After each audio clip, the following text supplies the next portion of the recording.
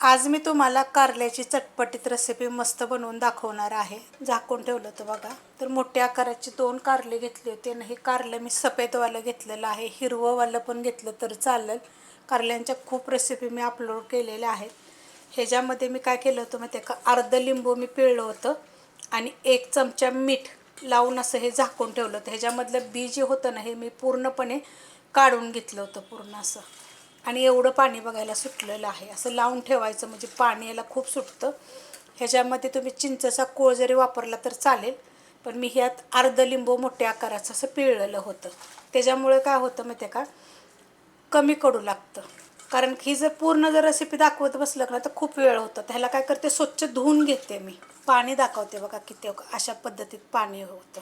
2 ते 3 पाण्यानं मी स्वच्छ धुवून घेतलेलं आहे. पूर्णपणे मी पाणी काढून घेतलेलं आहे. तवा मी गरम करत ठेवलेला आहे. हा तवा लोखंडाचा आहे. गॅस आहे मीडियम. एकदम थोडंसं तेल टाकायचे. 1-2 चमचे छोटे टाकले तरी चालू शकतं आणि तेल गरम होऊन देऊया.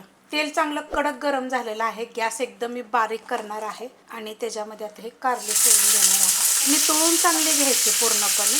ही चाळणीमध्ये जरी काढून घेतली तरी चालेल. आता हे पहिले तेलामध्ये चांगले 2 मिनटं मी परतून घेणार आहे. 2 मिनटं बघा मी परतून घेतलेलं आहे मीडियम गॅसवर. पहिला बारीक होता आणि परत मीडियम गॅस केला होता. छान असं परतून घ्यायचं. थोड्या वेळानं हलवायचं, लगेच हलवायचं नाही. असं थोड्या वेळ ठेवलं की नाही तसं मस्त असं भाजलं जातं बघा. आणि आपण याला पहिलं मीठ आणि लिंबाचा रस लावून ठेवलं होतं, त्यामुळे ह्याचा कडूपणा ना खूप कमी होतो. हिरवं जरी कारलं घेतलं तरी पण तुम्ही चालू शकताय, पण खूप छान लागतं असं केलं की. आणि शिजलं जातं, जास्त वेळ लागत नाही याला शिजायला. मीठ आणि लिंबू लावल्यामुळे काय होतं माहिती आहे का, सॉफ्ट पडतं हे. आणि एवढं पातळ कापलं तरी बघा किती छान आहे असं. गॅस करते आता मी बारीक. तुम्हाला साहित्य दाखवते मी काय काय घेतलेलं आहे. हे मीठ घेतलेलं आहे, कारण मीठ आपण त्याला धुतले त्यामुळे निघून गेलेलं आहे, तर त्याप्रमाणेच मीठ घ्यायचं चव बघून. तर मीठ घेतले, हे काळं मीठ आहे, हिंग आहे, हळद आहे, चाट मसाला घेतलेला आहे, जिरे धने पावडर घेतले, ही मिरची पावडर घेतलेली आहे, गरम मसाला घेतला आहे, हे जे घेतलेलं आहे हे काळं मीठ आहे आणि हिंग पावडर आहे. हे सगळं तुम्हाला साहित्य मी लिहून दिलं जाईल, हे किती किती प्रमाण घेतलेलं आहे ते. हे सगळं आता मी एकत्र करते. मस्त असं बघा मिक्स केलेलं आहे. आपल्याला हा सगळा मसाला नाही पाहिजे, ह्यातला मी जेवढा लागेल तेवढाच टाकणार आहे. हे बघा, म्हणजे 1 चमचा मोठ्या आकाराचा भरून टाकलेला आहे, जो आपण पोहे खातो ना तो चमचा. एकदम गॅस बारीक केला होता मसाला कालवस्तोर, कारण की हे परत जळून जाईल. मिक्स करत राहते याला.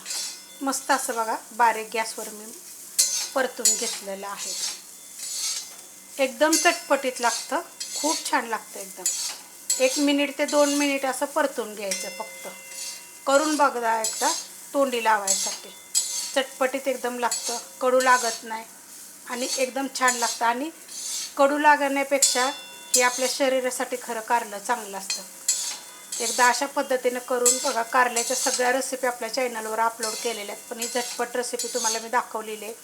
कशी वाटली कमेंट करून सांगा. रेसिपी आवडली तर लाईक करा, सबस्क्राईब करा, कमेंट करा आणि शेअर बी करा.